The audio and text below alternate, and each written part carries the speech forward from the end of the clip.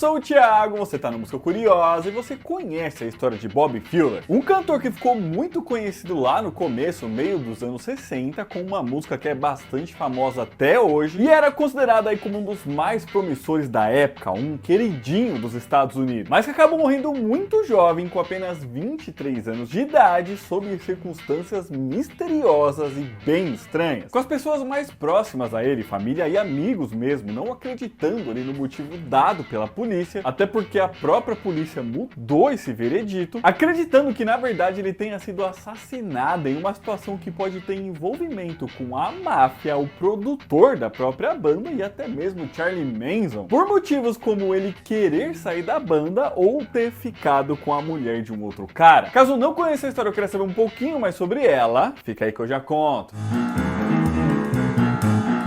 Bom, Bobby Fuller foi um cantor, guitarrista e compositor dos Estados Unidos que ficou conhecido ali mais ou menos no meio dos anos 60. Mais especificamente ali mais ou menos a partir de 1964, quando ele, junto com a sua banda, The Bobby Fuller 4, foi contratado pelo selo Mustang Records, que tinha ficado conhecido por ter descoberto Ritchie Valens na música La Bamba, sabe? Isso na década anterior. E que nesse momento aí produzia muitas bandas de surf music e surf rock, que era um estilo que estava bastante em alta. Estilo esse que era justamente o da banda The Bobby Fuller 4. Assim, logo em 1965, a banda lançou aí o seu primeiro single, que já conseguiu sucesso, só que nesse momento ali mais regional, que foi a música Let Her Dance.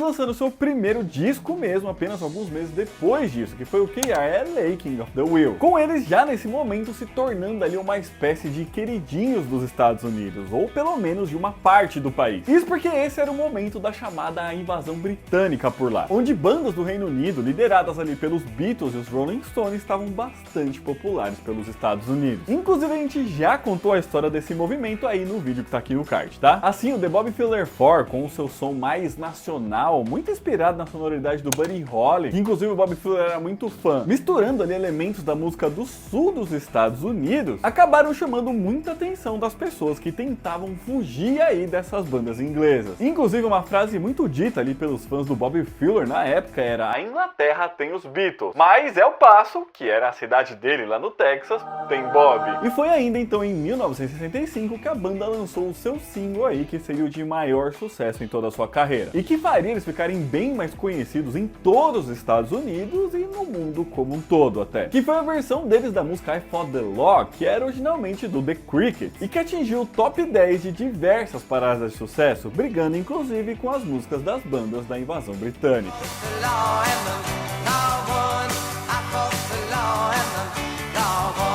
Com essa música aí fazendo tanto sucesso que eles até mesmo nomearam aí o segundo disco deles, lançado no começo de 66, como I Fought the Law. Com esse disco aí então também fazendo bastante sucesso e com a música então que dava nome a ele voltando a bombar e a tocar nas rádios, com eles sendo convidados a tocar em diversos lugares, incluindo programas de televisão. E além dessa música, o disco também conseguiu fazer bastante sucesso com a música Love's Made a Fool of You, que era uma versão aí da música de mesmo nome do Buddy Holly. E agora então eles já eram bastante famosos, se tornando ali uma espécie de ídolos adolescentes de um dia pro outro, né? Foi tudo bastante rápido. Porém, é justamente nesse momento que as coisas começam a dar errado. E isso muito por conta da morte do líder do grupo, o Bobby Fuller. Isso apenas alguns meses depois de todo esse sucesso. Mas antes de falar da morte dele, eu preciso contar uma coisa que é bastante importante para essa história e que gera aí algumas desconfianças e até criações aí de teoria, que é também uma das coisas que fez as pessoas próximas a ele acreditarem que na verdade ele foi assassinado. Isso porque o empresário deles nesse momento era o Bob Keane, que era o dono da Delphi Records, que era a detentora do selo Mustang Records, que foi ali quem contratou o The Bobby Fuller 4. Sem contar que esse também era o cara que produzia a banda. Ou seja, o Bob Keane era o empresário, produtor da banda e também o dono da gravadora que eles faziam parte. E logo depois que eles fizeram todo esse sucesso aí, o Bob Keane começou a querer ali intervir cada vez mais na banda, principalmente no líder dela, o Bobby Fuller, tentando moldar ele e meio que transformar ele em uma espécie de novo Ritchie Valens, uma vez que o próprio Ritchie Valens já tinha morrido nesse momento, né? E a banda como um todo começou a ficar bastante insatisfeita com isso, incluindo o próprio Bobby Fuller. E eles demonstravam essa insatisfação, tá? Então o empresário ali, como uma espécie de punição, começou a marcar uma série de shows e fazer uma agenda que era ruim para eles, que eles não estavam gostando muito, os mantendo também fora dos estúdios, então eles não conseguiam fazer novas músicas e nem gravar qualquer coisa, né? E isso foi deixando então a banda cada vez mais insatisfeita. E o Bobby Fuller então começou a achar que isso aí iria ali sufocar a sua carreira, né? Sem contar que o empresário também começou a ter ali umas ideias de marketing meio ruins, que eles não estavam curtindo muito, enfim, foi uma série de coisas. Com isso, então, o Bobby Fuller decidiu abandonar o grupo que levava ali o seu nome, né? Apesar dessa saída nunca ter sido anunciada oficialmente, tá? Com ele chegando a começar ali a ensaiar com outro grupo, o que teria deixado ali o empresário bastante bravo, né? Afinal, todos eles ali estavam ganhando bastante dinheiro com todo esse sucesso que a banda estava fazendo. E foi justamente nesse momento que um dia o Bobby Fuller simplesmente desapareceu, não aparecendo inclusive pro ensaio dessa nova banda. Foi aí que começaram a estranhar. E quando ele apareceu, ele estava morto dentro de seu carro ali no estacionamento do prédio em que ele morava lá em Hollywood, segurando uma mangueira que estava ligada a um galão de gasolina. Sem contar que ele ainda apresentava hematomas por todo o corpo e estava encharcado no combustível. E isso tudo aí, como eu disse, com apenas 23 anos de idade, né? Mas pessoal, rapidinho a gente continua essa história. Se você estiver gostando desse vídeo, já deixa seu joinha aqui embaixo, que ajuda muito a gente. Se inscreve no canal, porque toda semana a gente lança mais vídeo assim. Se você quiser e puder ajudar a gente um pouquinho mais, é só clicar aqui embaixo no botão de Seja Membro. E se por acaso aparecer pra você a opção de hypa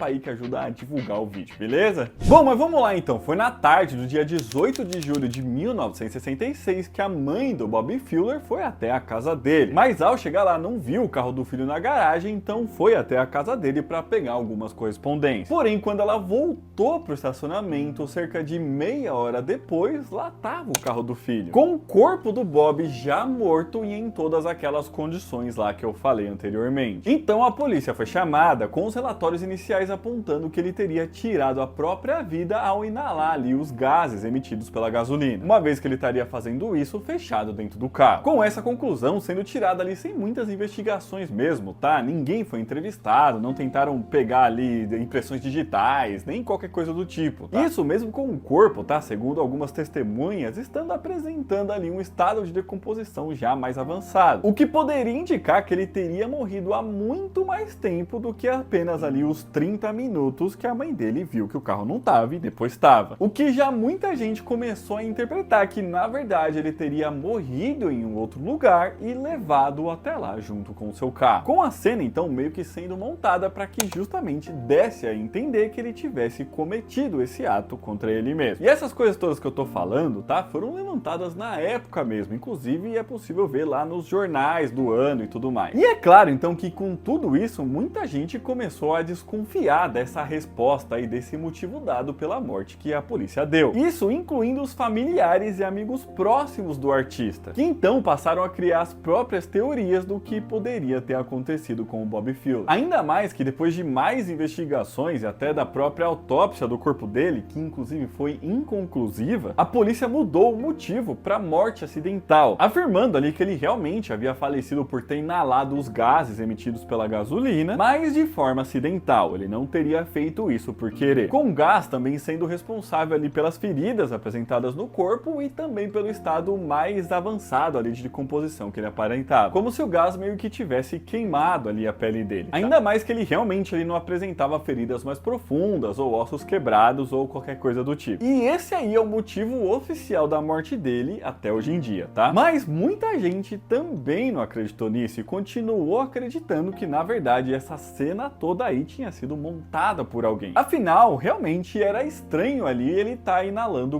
gasolina dentro do próprio carro, né? E aí sim, então, começaram a surgir diversas teorias. Ainda mais que, de fato, tá, a investigação feita pelos policiais não foram das melhores. Isso porque o delegado do lugar havia falecido há poucos dias ali por conta de um infarto. Assim, eles estavam ali no momento de transição de chefia e assim, segundo dizem, então não conseguiram dar aí a devida atenção para esse caso. O que justificaria também aquela investigação inicial mal feita que eu falei anteriormente, tá? Mas vamos lá então para o que acreditavam ali as pessoas bem próximas ao artista. Começando aqui pelas teorias que foram rapidamente descartadas. Tinham pessoas que acreditavam que o Bob Fuller tinha morrido por overdose após ter ido numa festa de LSD feita por famosos. Com ele então morrendo na festa, né? Mas como tava cheio de famosos e os famosos não queriam sujar o seu nome com isso, eles então teriam ali armado toda essa cena. Mas no final isso não fazia muito sentido, tá? Uma porque as pessoas que viviam ali com ele diziam que ele não costumava usar drogas. E outra que na autópsia também não foi encontrado nada aí que indicasse isso. E essa história surgiu porque ele teria contado ali a alguns amigos que iria numa festa desse tipo aí. Mas aparentemente ele não foi também, tá? Teve gente também, como por exemplo Jim Reese, que era um dos integrantes da banda dele, que indicava que ele poderia ter sido morto pela seita do Charles Manson, que é aquele cara lá que assassinou a atriz Sharon Tate, sabe? É uma história famosíssima. E isso teria começado porque um parente do Sam Cooke, que é um outro artista que tinha morrido em 64, indicou ali semelhanças entre as duas mortes e associou essas mortes ao Charles Manson. Mas ninguém nunca conseguiu mostrar qualquer tipo de evidência que ajudasse a colaborar nisso. Sem contar que nesse momento aí o próprio Charles Manson estava preso. Ainda não por conta da morte da Sharon Tate, tá? Isso só aconteceu em 69. Então o pessoal também não acreditou muito nisso não. E ainda surgiram algumas outras, tá? Algumas tão malucas quanto essas aí que eu falei. Mas agora aqui a gente vai falar das teorias que a família do Bob Fuller mais aceitou. E as duas envolvem a máfia local. O que também, segundo as teorias, justificaria aí o motivo da polícia não ter investigado tanto assim. Uma delas seria que o Bob estaria envolvido ali com uma garota chamada Melody, que era a namorada de um mafioso perigoso da região. E claro, então mantinha ali um relacionamento escondido com ela. Mas ele estava ali completamente apaixonado por ela, então queria ficar com ela de forma oficial. E o seu irmão, Randy Fuller, que inclusive também fazia parte da banda, já deu declarações ali dizendo que na noite anterior da morte do Bob, né, que foi aquele momento ali em que ele estava meio desaparecido, que o Bob teria dito que esse dia era o aniversário dessa garota e que ela faria uma festa para comemorar. Festa essa que o seu namorado mafioso estaria também, né? Mas que ainda assim o Bob teria decidido ir até lá de tão apaixonado que ele estava por ela. E assim então o Randy desconfiava que algo teria dado errado nessa festa e que a máfia então teria matado o Bob, que montou então toda aquela cena para que parecesse que ele tivesse tirado a própria vida. E a última dessas teorias, além da máfia, também envolve o empresário da banda e a gravadora. Isso porque o Bob Fuller era o terceiro artista empresariado pelo Bob Keane que tinha morrido ali de forma meio estranha, misteriosa. Um deles era o Sam Cooke, que eu falei, né, que tinha morrido com um tiro ali, envolvendo até um tiroteio e tudo mais. E o outro era o Ritchie Valens, né, que morreu aí em um acidente de avião. A gente também já contou a história da morte dele aqui no card, tá? É a história do dia em que a música morreu. E aqui então as histórias meio que vão em duas vertentes, tá? Isso porque a gravadora costumava fazer seguro de vida dos seus artistas e colocava a própria empresa como beneficiária. Então eles estariam ali contratando a máfia para matar os seus artistas e assim ficar aí com o dinheiro do seguro. E a outra, que é aí a que novamente é defendida pelo Randy, né, o irmão do Bob, e que também tá, é defendida no livro I Fought the Law, The Life and Strange Death of Bob Fuller, da Miriam Lina, é que o motivo aí da gravadora querer matar o Bob Fuller era justamente porque ele queria sair da banda lá, que eu contei, né? Isso porque pouco tempo antes aí dele querer sair da banda, né, eles tinham assinado um contrato de distribuição com a Roulette Records, que era a gravadora do Morris Levy, e que era também meio conhecido ali por ter contatos com a máfia local. Existem aí algumas suspeitas, tá, que ele estaria envolvido em eventos de ameaça, espancamentos e até mortes e tudo mais. Com o Randy, então, achando que o Bob poderia ter recusado ali algum tipo de acordo comercial com a Roulette. E então acabou sofrendo aí as consequências por conta disso. No final, tudo isso aí acabam sendo mesmo teorias da conspiração sobre o que pode ter acontecido com o artista, né? Como eu disse, o oficial é que a morte dele teria sido acidental. Mas essa investigação mal feita acabou deixando isso muito aberto aberto para as pessoas, inclusive para a própria família do artista, né? Que então, não acreditando no que foi dito, começou a ir atrás das próprias respostas. Mas no final, a resposta mesmo acho que é quem sabe, né? Realmente é muito estranho estar lá com um galão de gasolina no carro com uma mangueira enfiada nele. Mas então é isso, pessoal, esse vídeo ficando por aqui, espero que vocês tenham gostado, e se gostaram já deixa seu joinha aqui embaixo, comenta aqui pra gente se você conhecia a história do Bob Fuller e o que você achou dela. Você já tinha ouvido falar aí nas teorias de que ele teria sido assassinado, na verdade? O que você acha disso também? Aqui do Zay está deixando outros vídeos pra você assistirem, um beijo, até a próxima e tchau!